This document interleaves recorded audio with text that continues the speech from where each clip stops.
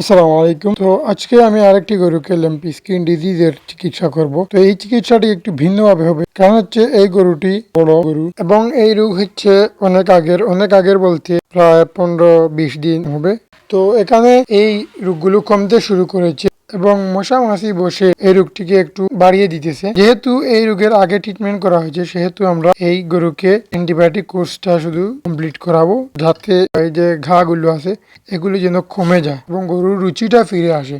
তো আমরা অ্যান্টিবায়োটিক হিসাবে ব্যবহার করেছি মক্সিলিন ভেট। আপনারা আমার আগের ভিডিওতেও দেখেছেন যে মক্সিলিন ভেট আমি ব্যবহার করেছি, প্লাস আমি ব্যবহার করেছি এস্টাবেট এবং টামিক বেট, এটা একমি কোম্পানির, এটা আমি ব্যবহার করেছি। আমি যখন বাজারে যাই, বাজারে গিয়ে দেখি ফেবেনিল নাই, তাই আমি টামিক বেট নিয়ে এসেছি।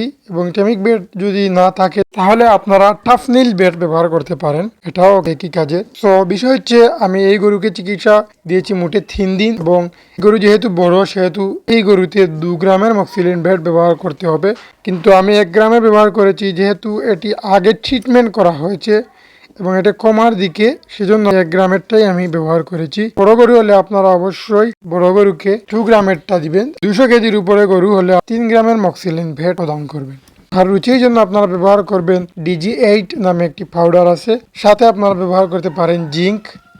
যদি আপনারা ব্যবহার করেন তাহলে রুচি খাদ্য যে সমস্যাটা সেটাও অনেকটা প্রশমিত করে। সেই জন্য আপনারা DG8 এবং জিঙ্ক একসাথে ব্যবহার করবেন, সকালে এবং বিকালে খাওয়াবেন। আর আপনারা অবশ্যই এই রোগের সিমটম দেখা দিলে গরুকে ঠান্ডা স্থানে রাখবেন, ছায়াযুক্ত স্থানে রাখবেন। তো আপনারা একটু সতর্ক থাকবেন এবং আইভারমেকটিন পুশ করাবেন। যদি আপনার গরু কুরবানি উপযুক্ত না হয় তাহলে আইভারমেকটিন প্লাস পুশ করবেন। আর এখন কুরবানির গরুকে এমেকটিন প্লাস পুশ না করাই ভালো, যেহেতু মাংস প্রত্যাহারকাল 28 দিন, সেহেতু আপনারা এটা ব্যবহার করবেন না। আর আরেকটি বিষয় হচ্ছে গরুকে ঠান্ডা পানি দিয়ে গোসল করাবেন, সাথে আপনারা গরুকে নিম পাতা, ভাটি পাতা এবং বড়ই পাতা জাল দিয়ে সেই পানিটুকু ঠান্ডা পানিতে দিয়ে ভালোভাবে নেড়ে এই পানি দিয়ে সকাল বিকাল গোসল করাবেন।